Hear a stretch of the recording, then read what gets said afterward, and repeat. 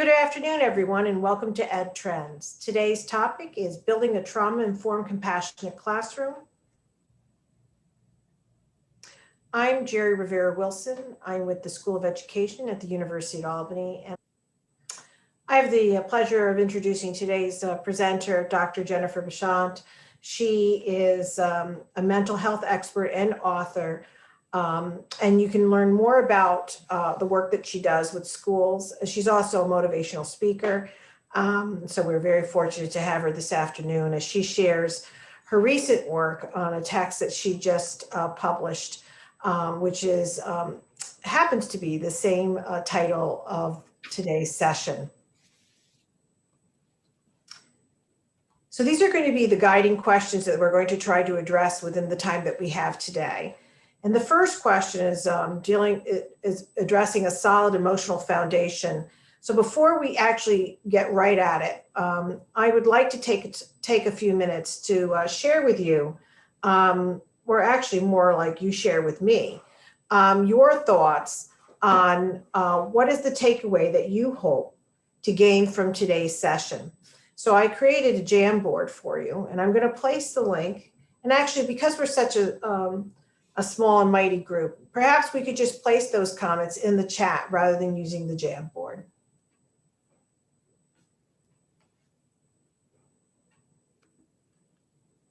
So with that, I'm going to turn it over to my colleague, Jennifer Bashant, to share with us today's presentation and discussion. Thank you, Jerry. Hi, everybody. So glad you joined us today. And I wanted to start just by sharing a few slides with you. I'm just going to take a minute to pull up my PowerPoint, and I'm just going to talk a little bit about the first part of the book, and that will kind of guide our discussion for today.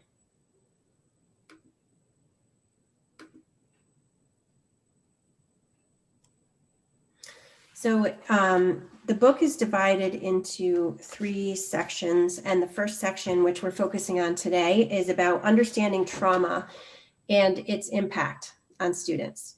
So I noticed that that one of you had commented one of the things you were looking to get out of today is really understanding how trauma impacts students, and there are many different ways. So we'll have a lot of discussion about that.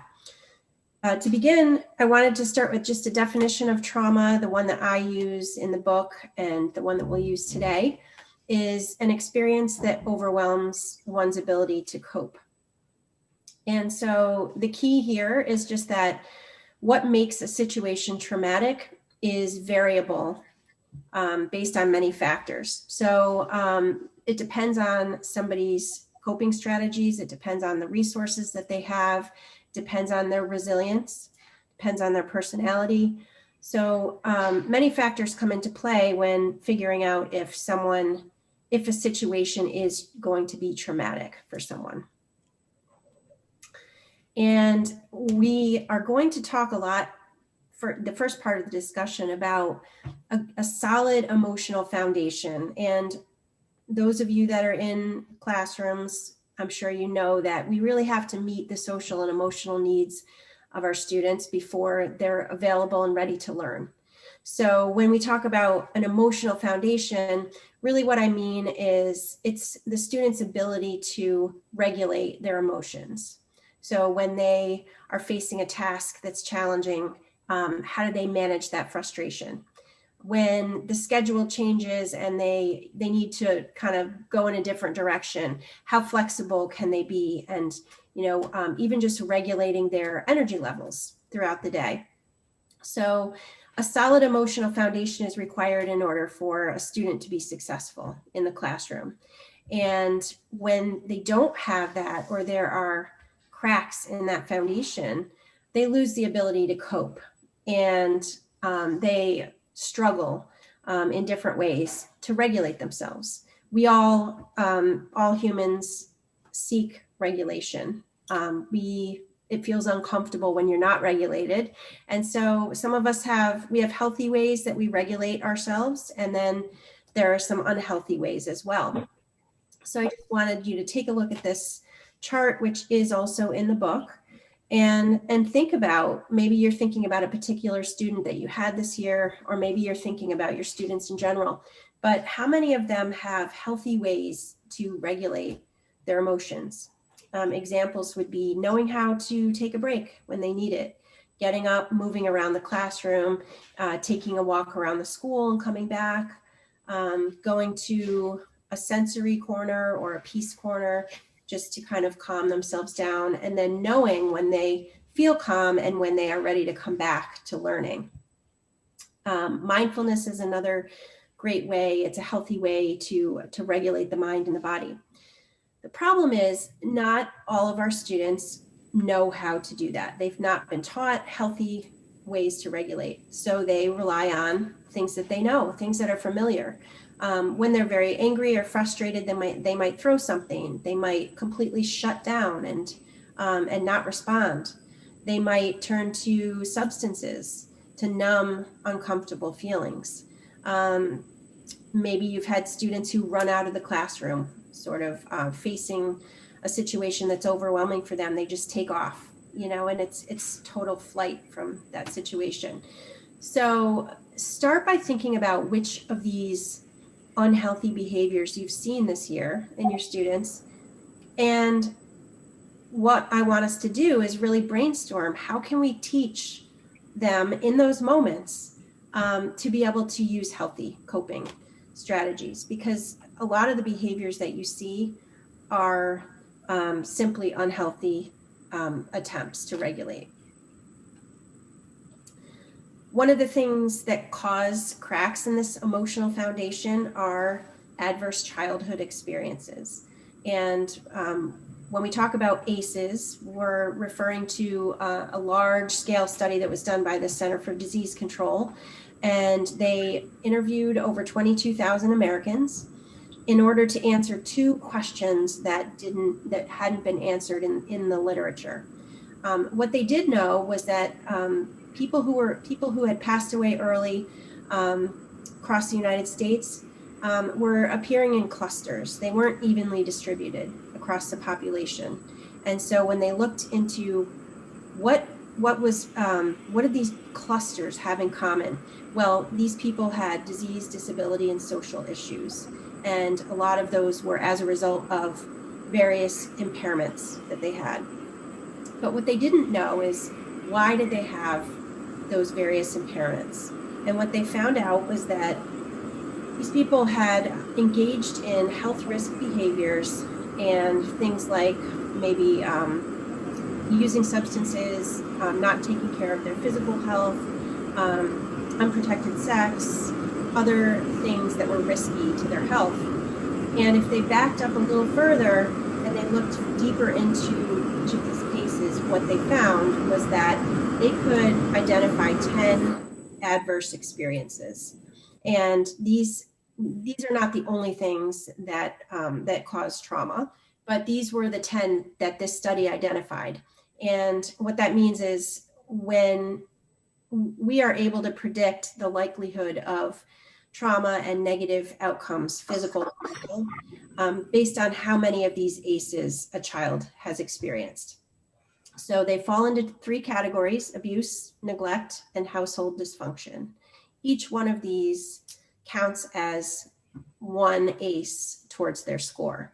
So looking back on your childhood, you can answer a survey and you will end up with an ACE score. And it's simply a predictor of likelihood of negative outcomes. It's not guaranteed. And the reason why we're here today is because there's a lot that we can do to counteract those negative effects. I wanted to touch on the topic of toxic stress, just give you a basic understanding of what that is, because I'm sure you see this in your students. When a student is experiencing prolonged trauma, that's referred to as toxic stress. And it's really that their body is constantly in a state of activation. The stress response is being activated. So this is where you see a kid going from 0 to 60 in 2 seconds. And you see maybe someone who is scanning the room, looking around for danger. You just get a feeling from them that they're just on the edge, and anything could set them off. And these are physical. This chart is in the book as well, but physical manifestations of the stress response. So they might have things like their heart racing, their hands might be sweaty, they might have butterflies in their stomach, they might have muscle tension. So their body is actually physically responding to the release of cortisol. And what that does over time is it actually changes the wiring in the brain and the structure of the brain. Our brains are amazing in that they adapt to based on how we use them. So if we're constantly in a state of alarm, then our amygdalas actually grow in volume, and that's because it's adapting. It's needed so much, it feels. So it grows, and it's actually releasing more and more cortisol in the body. So over time, this toxic stress has a tremendous impact on the child, and it impacts their learning in all of these ways. So judgment, planning, and decision-making are impacted. Attention and concentration, that's probably a big one that you've noticed, that it's just hard for them to focus. And then their emotions can be all over the place, up and down. It's very hard to regulate those emotions, and it can also impact their ability to remember things in the short term. Toxic stress and trauma also have an impact on a student's behavior. So learning is impacted, behavior is impacted, and these are just some of the common ways that trauma manifests in terms of behavior. So being defiant, fighting with others, being resistant to transitions and change, reverting to younger behavior, seeking attention constantly. And a big one is a distrust of adults or people in authority. So these are all behavioral manifestations that you might see. And at this point, I'm gonna stop sharing, and I'm going to ask the first question, and we'll have several minutes to just share your thoughts on this. So a solid emotional foundation is essential in order to be successful in school. And as I talked about, that has to do with being able to regulate their bodies and their emotions. How does it impact a student when there are cracks in that foundation? So there are 3 parts to the question. I'm going to read them all, and then we'll answer them one at a time. The first is, what does that look like? What behaviors have you seen? And how does it impact teaching and learning? So when a student has experienced trauma, what does that look like? How might you be able to tell? And then what behaviors have you seen?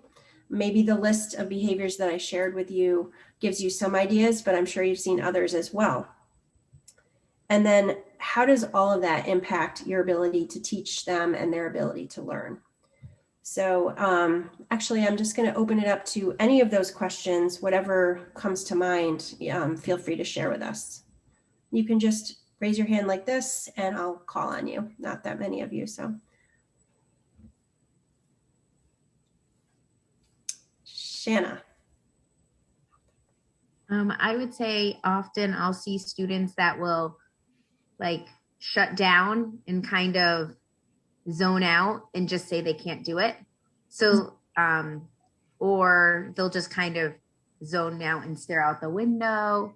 But the shutting down is the one that I see the most, because I have high school students. So I don't usually have a lot of students running out of the classroom or yelling or anything. They just tend to stop and kind of almost try to be a little bit invisible. They just kind of fade to the back. Absolutely. And that shutting down obviously impacts their ability to learn, because they're not really present. They're not paying attention. They're just kind of checked out. So that is a freeze. That could be a freeze response. And it also could be if that student has experienced or has PTSD or has experienced something very traumatic, that could be dissociation, where they're just kind of, the situation is too much. And so I'm going to check out, and you can even see it in their eyes. You know, it's kind of like a blank stare, and you can tell they're not really there with me. Anybody else? Yeah, Maria. Let me know if there's too much background noise. Okay, no, it sounds okay. Okay. I guess, so for what does it look like? I think sometimes there are more obvious signs, like when it's like bruises or like hair hasn't been brushed in a long time, and like things like that, where you can see like something's kind of missing at home, like they're not really being taken care of or checked on like on a completely daily basis.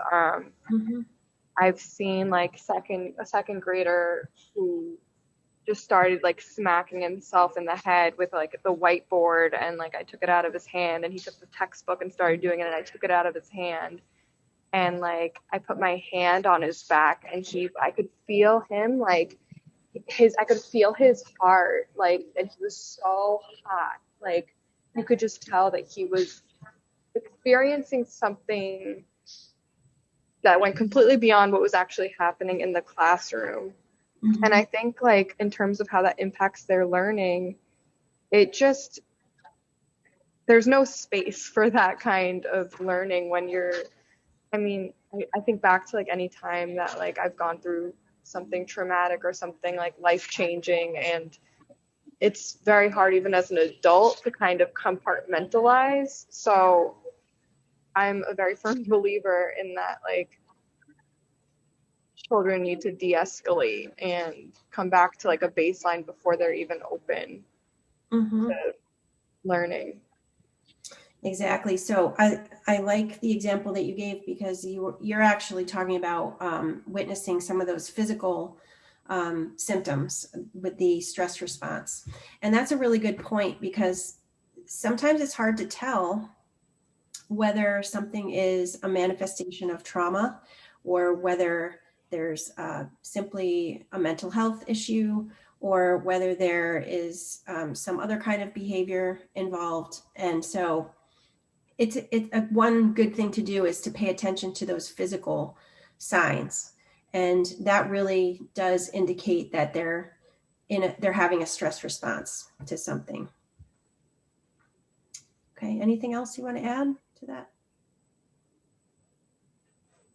Okay, and another thing I want to highlight that you said, Maria, was allowing them to de-escalate. So two things. First, we have to notice that it's happening and connect it with trauma. Because if we don't do that, then we're going to respond. We might respond in a way that makes things worse. So we, as the educators, or the adults in the room, we really have to be on the lookout and kind of understand what these behaviors could look like, and that they might be tied to trauma. Once we do that, then we have to think about how can we give them the space and help them to feel safe and supported so that they can de-escalate. And this is the piece that often doesn't happen because people don't know what to do, and because there are so many kids in the classroom and there's a lot going on. And so I think it's helpful to think about how you can build in within your classroom a place or a break of some sort, or a conversation. What each kid needs is going to be different. So I think it's important to have conversations with the student about what can I do to make you feel safe, or what did you need in that moment? Some kids might say, well, when you touched my back, it scared me or made me upset. Other kids might really want and need a hug. So having that conversation, I think, is important. And that student might not even know what they need. So it's kind of like experimenting with different things and getting to know and helping them to get to know what it is that they need. And that's the first part in helping them to learn to regulate that stress response. And a lot of the book a lot, it was designed to be almost a workbook and to support you in actually implementing these things in the classroom. So the charts and activities were designed to help you do that and have those conversations.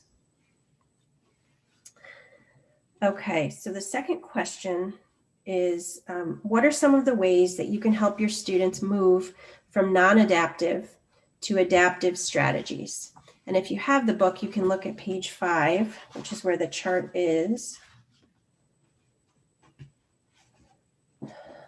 So think about the shutting down. Shanna, that was your example. So you have a student in your classroom, and when they become triggered in some way, it's shutdown mode and zoning out. So what are some of your ideas about, not to put you on the spot, this is for anybody. What are some ideas about when a student does shut down, how can we help them find a more adaptive way to regulate? One of the things I use, and it kind of depends on like the situation a little bit. So if I see someone shut down and they kind of, you can tell their emotions are going all over the place. A lot of times they'll say, just like, do you want to take a walk to the bathroom, or do you want to go take a walk and get a drink? Like to just kind of get them out and moving a little bit. Mm-hmm. Sometimes some of the other ways when I've seen them shut down a couple of times are, sometimes I'll try to do, I'm going to call it like hurdle help, but I'll just say, okay, like here, why don't I try the first one? Or just a simple, like, if that student's not able to do that, just like a, hey, how are you doing? Kind of like a check-in, quiet, like independent. I try to have, they're not necessarily breaks, but kind of breaks where it's not me in the front of the classroom. It's more me in the classroom, so that I can check in and you can kind of, touch base with some of those students that I'm getting those types of, body language or vibes, so to speak, from them. That's what I've done. And it works. And some students, it doesn't work. So like everyone's a little bit different. Some students are okay with me checking in with them. Some of them, would rather go take a walk by themselves. Mm-hmm. Sometimes that conversation can further trigger, depending on the kid. Right. So yeah, I love your idea of, it's almost like you're doing a little assessment where first you try to offer help and see if that helps them to get engaged again. If that doesn't work, then you're just kind of checking in. And then the next step would be, if that's not working, it's okay, why don't we change the scenery, let's get some physical movement involved. So those are great examples. And that might be a specific plan for someone in your class. Someone else in your class might have a different plan, which doesn't involve any talking, because maybe that makes them, they want to feel invisible. They need to feel invisible, and you coming up maybe makes them feel even more anxious. So then you might have either a signal that doesn't use language, or some kind of a card or a color they can put on their desk just to let you know that they need a break. I also had a student this year who, towards the end of the year, when things were starting to add up, almost used to have, it was like a pencil. You could tell, like he would just like spin his pencil, and you could just tell that was he got it. He just needed a minute to just kind of relax and calm what was going on. And then you could see, as soon as like he stopped spinning his pencil, he kind of put his pencil down, and he actually it was like he coped himself. He would be right back to work. You could tell. A lot of times it was right when he came into the classroom, we were just saying hello and getting started, and he would start. And then eventually, after a couple minutes, it would stop and he'd be totally fine. So he had figured out that adaptive way to kind of get himself settled, and good for you for recognizing that that's what it was, because not everybody would. And some people might actually say, you're interrupting the class, if you're tapping the pencil, or you need to get started. So that's what I mean about just recognizing attempts to regulate. Sometimes it's disruptive to the class. And if that's the case, then the conversation can be, I can see that you were feeling a little frustrated. I noticed that you were stomping your foot. And that was kind of interrupting other kids. But I know that you needed to do something to help yourself. Let's see if we can come up with something else that might be a little quieter, but that would also help you calm down. So it's amazing when you show empathy and understanding for what they might be going through, the conversation will go so much more smoothly. They'll be more open, maybe not at first, but you'll get there. I was just thinking, I've shared with students like breathing strategies, and like I've started the class with like mindfulness stuff together, or even like one-on-one if there's a kid that needs something more specific. I just did like the breathe in, breathe out, like something that he can do kind of like under his desk even, or like, yeah. But I really resonated with, is it Shanna or Shayna? Shanna. What Shanna shared about how like she recognized that, because I've also witnessed a lot of teachers just like shutting it down. And I was working as a building sub this year, and there was a student who was always playing with like some like tape on her desk. So the teacher really didn't like it, and she would always tell her to stop. So I gave her like she had like this like stuffed animal thing, and I was like, just do this while she's doing that, like so she doesn't, get upset. And then the teacher took that away from her too, and I was like, she needs something, like I think, and like you said, just when students recognize that. So Maria, you were just saying that you've seen other teachers kind of shutting down those attempts to regulate. And so one of the most important things that we can do is recognize that that's what's happening. And it may not be a way that's okay with you because it might be disruptive, but if you can understand why they're doing it, then you can help them find a different way to regulate that would work for everybody. I also liked your example of teaching mindfulness techniques to the whole group, because that normalizes it. It's not like, Johnny has to practice his breathing when he gets upset. It's kind of like, no, we all benefit from this. This is a life skill that we all can use. And so when you teach the whole class breathing techniques, then if someone does need it, it's easier for them to access that strategy in the moment. So, okay. Welcome, Tanya and Karen. Thanks for joining us. The third question that we're going to discuss is, how can you tell when trauma may have occurred in the context of challenging behavior? What are some of the common triggers that often lead to challenging behavior? So the reason I want to spend some time thinking about this is when triggers are really important clues to us, because when we understand what triggers a student, Maria, in your example, touching that student on the back probably in that instance triggered a further startle response. And you notice that, and now you know that about that student. But sometimes we don't notice the triggers, and then we might repeat them, or patterns might happen, and it might be kind of happening, going over our head where we could have stopped it. So it's important to think of yourself almost as a detective and look for patterns when you see challenging behavior happening. So what are some of the triggers, if you think of this past year, what are some common triggers that tend to set kids off?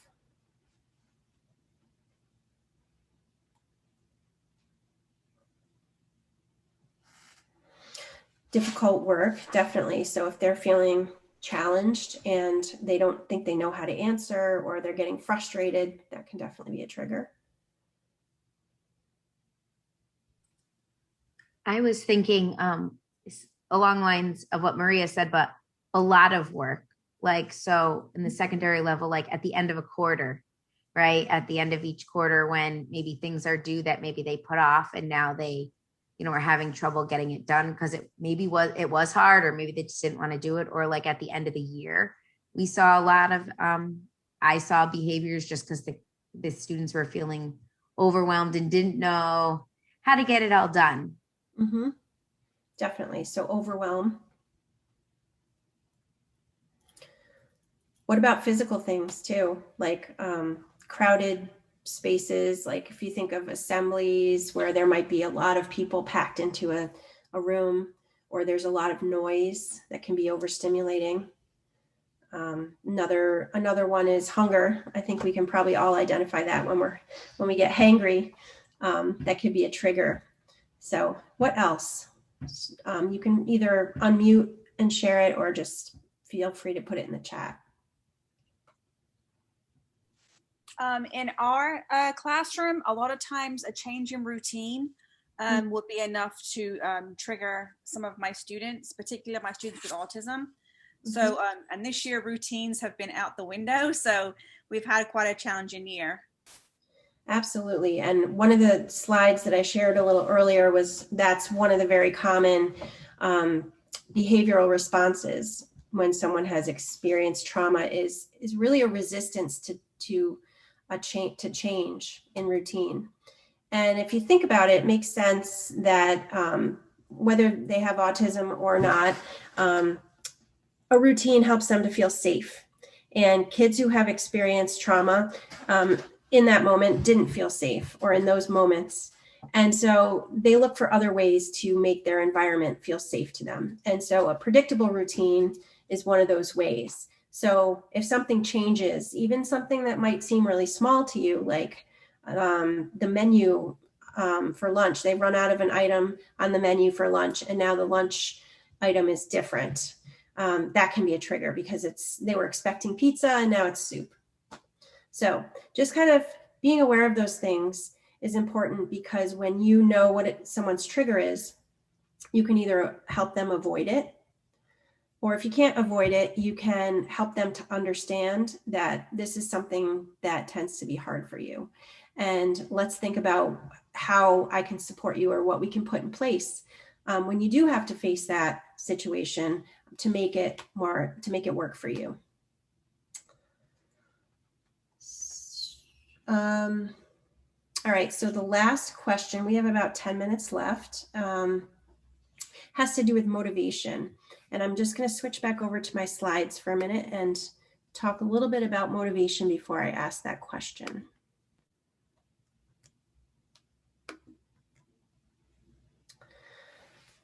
So I want us to think about intrinsic motivation for a minute. And what we mean by that is anything that's driven by internal rewards. So a child who's motivated to complete something because they feel accomplished when they get it done, or they set a goal for themselves and it feels great to make progress and accomplish a goal. And when they do, they feel on their own without any other rewards, they feel proud of themselves. So unfortunately, the way that classrooms are often set up is in ways to only encourage or only use extrinsic motivators. Why? Because they're easier, they're quicker. We were taught that way. We were probably all raised that way too. So extrinsic rewards like stars and stickers and points and praise and other things that come from another person are the go-tos. And there's nothing wrong with them, but they're not quite as effective as when you can foster intrinsic motivation within a student. So I like to encourage, especially when you've got a kid who has experienced trauma and they're struggling with their behavior and they're struggling to regulate themselves, it's often harder to motivate them. And so what works for other students might not work for them. So we turn to intrinsic motivation to try to get more leverage. It's 10 times more powerful than extrinsic. And extrinsic motivators often wear off. Their effectiveness wears off over time. And you can be left feeling like you're on a hamster wheel, trying to think of the next thing and the next thing and the next thing to motivate. So Daniel Pink talks about intrinsic motivation, and he says that we can foster intrinsic motivation by encouraging or making sure that these three components are there. Mastery. Everybody's motivated by being able to master something. It makes you feel accomplished. It makes you feel proud. But if you're faced with work that seems impossible, or there's too much of it and you're overwhelmed, or you don't know how to get started, or you don't know how to break it into smaller chunks, then you're not going to achieve mastery and you will be demotivated. So as teachers, we have to think about how can we encourage mastery? How can we make sure that our student feels as if they can master and they can master what we're asking them to do?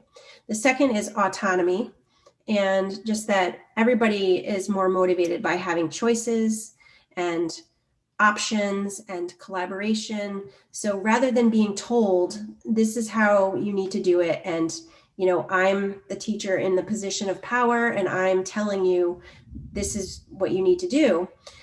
Having a conversation that involves choice, and it could even just be, which do you want to do first? Or it could be, how many of these problems do you think you can do today? Many different ways to incorporate autonomy, but that's motivating because you're allowing that student to have a say and to have some control. And then the third part of it is purpose. What is the reason that you're asking them to do this? Helping them to connect it to something that's meaningful in their lives. So not just because you need to know this, because this is important, but how is it important to them? How can we help them tie it to something that's meaningful in their lives? And with motivation, as I said, there's nothing wrong with extrinsic motivation, except that when we only use extrinsic motivators, intrinsic motivation doesn't develop.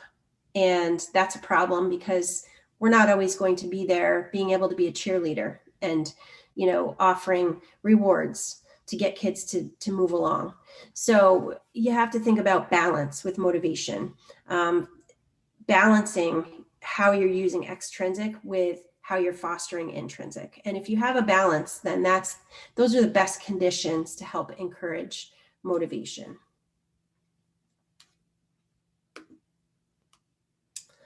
So the question is, for the last 5 minutes, what are some of the ways that you can incorporate mastery, autonomy, and purpose in your classroom? Maybe you can share a way that you already have, if it's something that you've done. How do you ensure that each of your students can achieve mastery at a particular task? Or what are some of the ways that you have conversations with kids about autonomy? Maria? I was working with some fourth graders for a leave replacement, and I noticed that there was this one student who, and this, I don't know if this is necessarily related to trauma, but he would kind of tune out when it came to ELA all the time. And he was showing me all of these comics that he was writing, and he was like, he makes copies for me. He was so proud of them. And I was like, these are really great. And I was like, when we're going over vocabulary and writing, that stuff would be really helpful for making your comics more descriptive or more exciting, and you can find new words and language. And I tried to kind of tie it to an interest to help him see the purpose and why it's important to pay attention during that time. And I think it was semi-effective. That's a great example. And that also you had an understanding of something he's passionate about and one of his gifts and talents. And I always love, if we can start with a student's strengths and what they're good at, that's a great motivator. And then tie this new thing that you're asking them to do to that. That's perfect. It's a great example. Anybody else? Can you hear me, Jen? Yes. Hi. Hi. Well, for the autonomy, I taught fourth grade this year, and I would give them, I'd always allow them to have lots of choices when we had to read. We had certain chapter books we had to cover, and I would say, okay, do you want to do this? Do you want to do it independently with a partner or a group of 3? I'd let them choose. How do you want to read it? Is it you read a page, then you read a page? Is it a paragraph? I said, you guys get to decide. And whenever I let them do it, that every day they'd ask me, can we do it our way? Can we do it our way? So they loved doing that. And then they were more intrinsically motivated because they got to choose how they were going to complete the work. And, if kids were fooling around or not doing what they needed to do, then they automatically had to do it independently, which they did not want to do. So that was very motivating. But some kids chose to do it independently every time, and that was their choice. And they were motivated to get it done on their own. So I love to just allow them to have lots of different ways to complete their work. Sometimes or that way better. So I kind of let them, as long as they're getting what I need them to get done and learn, I'm fine with how they get there. And, this year we had to integrate a lot of technology, and they love that. They love making a Jamboard to show what they've learned, or making their own slides or whatever. So yeah, I did that a lot more this year than I usually do, probably because of the situation we were in. So yeah, those are great examples. And I love just thinking differently about a lesson. So, I guess thinking outside of the box and just saying, so how could I give choices here? Maybe I never have before, but as long as they're getting to the end where you need them to get, and they're learning what you need them to learn, think about all the different ways they might be able to do that. And so that's a great example. And something small like that probably had the whole classroom of kids really engaged in that project. And you have evidence, which is they're asking, can we do it our way? So they're showing you that they like to be able to choose. So I think also in the beginning of the lesson, if you preset them with what they need to know by the end, saying, okay, we're all going to master this by the end. If it was, an element of plot or something, to look for that when you read this chapter. And then at the very end, say, review that and make sure they've all got it before you end the lesson. So that's how I would try to tie in mastery when I was doing ELA. Mm-hmm. So they know, here's what I need you to master. It's up to you how you get there. Here's some choices, but here's where you have to be. Yeah. Got it. Awesome. Thanks. Anybody else want to share an example? Sorry, I was pondering what to say. I think there's a couple of things that I do. So sometimes, being as though I teach math, I'll always have someone, when we have something to do, that will tell me they don't like it and they don't want to do it. So a lot of times the response, you had said it, I'll say is, well, do you think you could do just one? Or if they say no, I'll say, well, what if we walk through one together? Or what if I do one and you watch and then we do one together? So it kind of depends on the student. A lot of times too, in my lessons, I try to break everything up into steps, into the smallest steps possible. So what that allows me to do to a student is I can usually find something they did correct, so that I can say, well, or even same thing, like if I'm presenting something and they answer a question, I could say, remember when you said this correct? That was great. And now we have to remember to do that. So I try to find that, so that when they're working independently or they might stop, I can kind of call on what they were doing correct. And they're like, oh yeah, okay, I got that. And then they have a little bit more confidence and are a little bit more open to accepting help. And then usually after we do one, sometimes two together, they will feel comfortable enough to ask for help. Mm-hmm. Or they're proud that they got it right, in which case, they have their hand up because they want to show and tell everybody that they did it right and show how they did it. Those are great examples too. Yeah, I love that. And I think it's powerful. Again, we talked earlier about having compassion for students and just letting them know that I see you're having a hard time with this instead of you're in trouble. And so just to recognize that some days just are really hard, and other days you might have an easier time focusing. So maybe today's a really hard day for this kid. How many do you think you can get done today? And that's a huge autonomy piece. And it also allows for mastery because, if they're saying 0, then obviously you have to step in with your other ideas. But I think what usually happens is they'll be honest and they'll say, I could get 3 done. All right, awesome. Do you need help getting started, or can you do that on your own? And just helping them break it up. And what you're doing is you're teaching them to break it into smaller pieces instead of feeling overwhelmed with 20 problems. Just do 3. I mean, don't we do that as adults too? I mean, I have to do that too. So those are all great. Those are great ideas and great motivators. And, you know, it's different for you being in high school with high schoolers than in elementary school, but a lot of the same kind of underlying principles of motivation.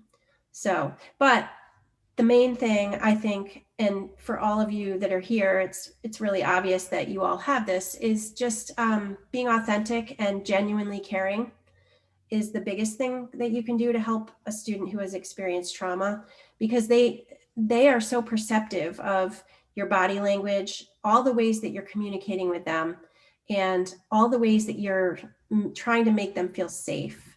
That means more to them than you know. So just having that good intention and really being genuine with them will go so far in terms of building relationship and then working through the whole teaching and learning process. So I think we're going to wrap up. It's 5 o'clock. But Jerry does have a Google Doc that she's going to share with each of you in case any questions come up for you between now and the next session. And so it'll be a live document, and I will be checking it. I'll go on there and answer any questions that you might have. Or if you have a question about a resource I might be able to share with you, feel free to write that in there too. So thank you so much for joining us, and hopefully we'll see you at the next session.